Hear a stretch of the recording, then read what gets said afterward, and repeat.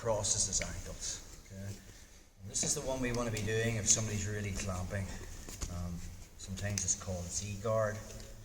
Okay? And this can be very, very difficult. Trying to push your belly, and the minute I try to drop into home base, Carl's already bringing his knee back down again, switch positions. So I'm here, but I'm not really making that hook at the ankle. Just turn this one. I'm not here like the last one. I'm more crossing my ankles at his hip, and my knee's right in his hip.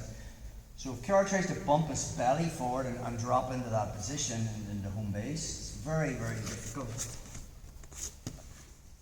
And also going for the knee bar is difficult too because you've got a reinforced foot. So,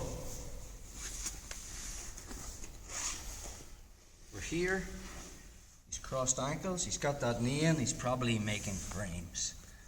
Okay, now if I drive into the frame, he's carrying my weight, he's comfortable, and I'm not collapsing his frame. So we've talked about collapsing frames before. If Carl makes a frame, if I drive into it, I'm not going to collapse it. But if I push it above his head, I'll collapse it.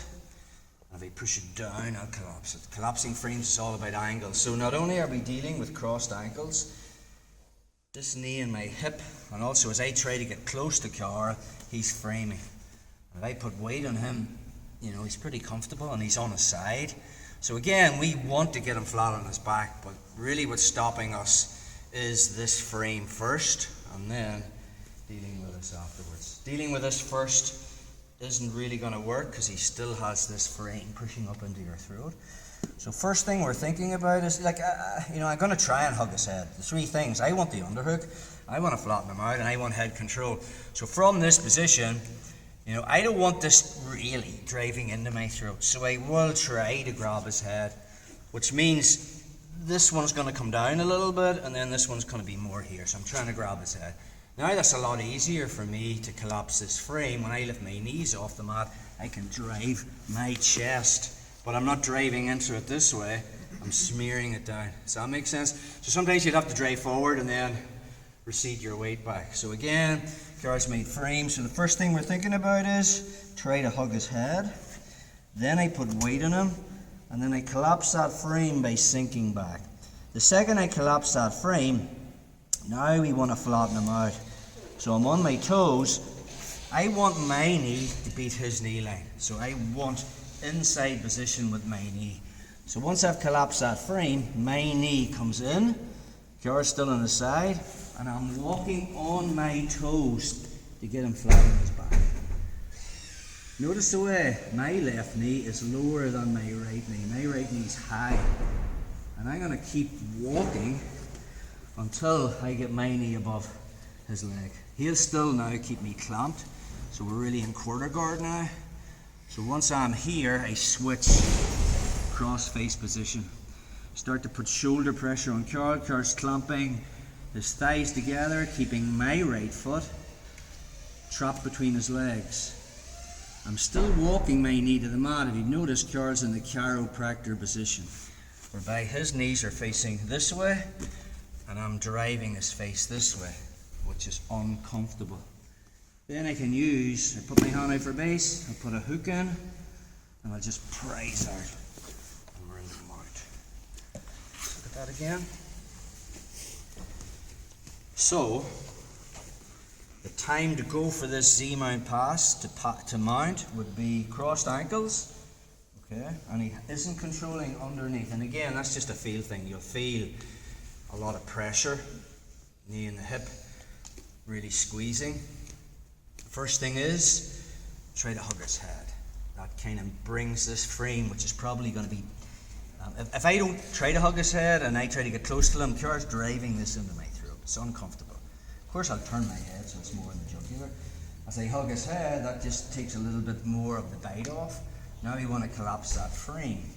So from there, I lift my knees off the mat, and I'll drive forward, and then I'll drop down to collapse that frame. Next thing we're thinking about is beating that knee line. Again, I want base, so my hands are now going on the mat. As my knee beats his knee line, I'm starting to walk to get Car flat on his back. Keep your triangle across. The way Car's above my knee line, I'm just going to keep walking that way. I don't even use my hand. Keep it high, bro. I just keep walking in a circle. And now my knee has beaten his knee line. I'll get my knee to the mat, switch, cross face pressure, head on the mat, hand on the mat, keep clamping. And then I'll just bring my hook in and prise that out. See the way he's really clamping? It's a combination of pressure with your wedge and cross face pressure. Okay, you've got to drive that in. Sorry, Kiara. Let's just turn this way, bro. So crossed ankles. Okay. From here, try to hug the head, lift your knees off, and then drive a little bit forward and then sag back to beat that top frame. Once I'm there, hands on the mat for base, my knee beats his knee line, go high with that. Yeah, he wants to be high. He wants to cross his ankles. He wants to control the space between my knee and my hip. He doesn't want to be down here because that's an easy pass. He wants to be high. So watch, my left knee is low, my right knee is high. I just keep my hands on the mat and I'm walking in a circle to get my knee to the mat. Then we switch, cross face pressure. The other thing you can be thinking about is not just driving your shoulder into his face, recede your weight back so my shoulder is coming under his chin. And then when I put that second wedge in, I drive in and then the mount.